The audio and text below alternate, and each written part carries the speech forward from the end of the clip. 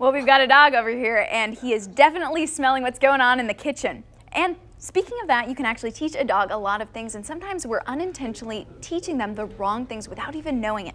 Certified professional dog trainer Geralyn Cada is here with Finn and his mom, Sarah, to actually show us why it's important to train with intention. Well, thank you for having us, Belinda. As you know, we always love being here and sharing all our dog stories. This is a fantastic dog. He's actually a double doodle. He's a golden doodle mixed with a labradoodle. So it's one of my first labradoodle golden doodle mixes to train. I'm excited. Double doodle, yes, I'm excited. And Finn is being trained as a therapy dog or an emotional support dog. He's going to visit hospitals and children's hospitals, as well as elderly, some of the elderly people that are in the hospital, the geriatric wards. So he's got a big job set out for him. He's going to bring a lot of joy to a lot of people, so we're very excited about that. But let's talk about this. How was Finn unintentionally being trained wrong? Well, so it's a great question, because we all think, you know, just whatever I do, however I want to train my dog is the right way. But in this case, we don't want Finn to shake without having been asked for that command to be given.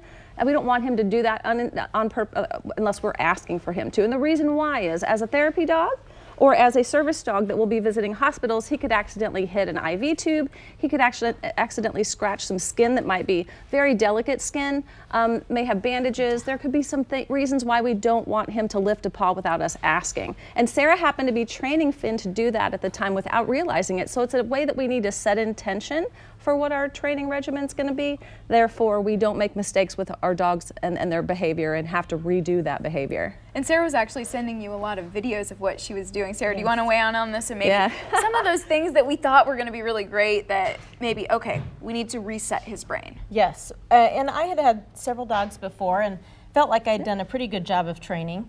And when I sent the videos to Geralyn, she pointed out a few things that I was doing not exactly right with him being in a service kind of dog role. Okay, so now we're getting him rewired and of course just learning a lot. And he's such a wonderful dog. Look at him. Oh, he's so happy. Can you imagine the joy he's going to bring to the hospitals? Oh, just so much.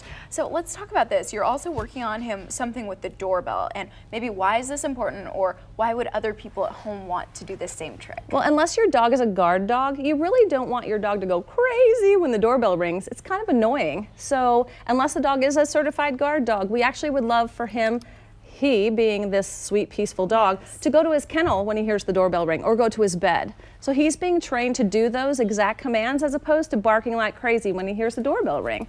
Because first of all, if he's in a hospital, we call it Little Vegas. There's dingers going off, bells ringing, all kinds of noises and all kinds of crazy. We want him to be calm in that scenario. So he is being trained to go to his bed when the doorbell rings. Oh, and he's so good at it, yes. Oh, I bet. Now, we actually are playing some of that video, or getting ready to right now, so that would be very exciting so we can actually see that process going on. Yes. So in that process, you'll see he's lifting his paw while she's actually trying to speak with her other dog trooper. So as he's lifting his paw without her command, he's telling her, I'm lifting my foot for a treat, I'm lifting my paw for a treat, and I want my treat now. Where we want him to actually wait until we ask for that command, then he performs that command, and then we reward him.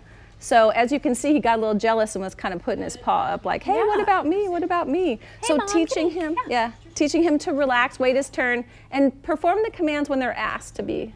Well, Geralyn, Sarah, thank you so much for sharing that amazing story, and of course for bringing Finn, who is so cute. Yes, and set your intentions for 2019. It's not too late, right? Oh, we will.